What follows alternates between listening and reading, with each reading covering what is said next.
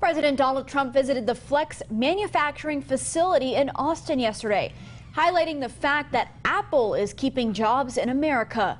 But as a trade war with China continues, prices could still go up on many Apple products. That's because the president is planning on increasing taxes on Chinese imports. In an exclusive interview, our Phil Prazen spoke to the president and Apple CEO Tim Cook.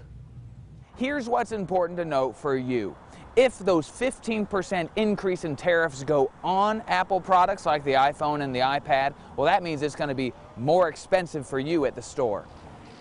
President Trump says he's using these tariffs to bring China his way on a trade deal. Well, it depends on what happens with China if they make a deal. Right now, China wants to make the deal much more than I do. On December 15th, more items from China will face an additional 15% tax. Those tariffs are usually passed down to the consumer.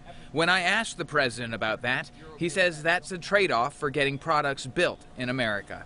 You've heard this argument before about with tariffs that it could raise the prices on some products, but in the effort to encourage jobs in America, you're okay with that deal?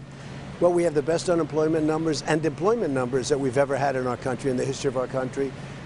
African American, Hispanic American, Asian American, women. Now it's the best in 71 years for women. He said he's still thinking about the tariffs on the other products like the iPod, the iPad. Does that worry you at all?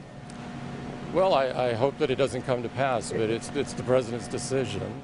While Apple CEO Tim Cook doesn't want to get caught in this tariff trade war, he says he's proud the Mac Pro will be assembled in Austin and that they broke ground on a 3 million square foot site.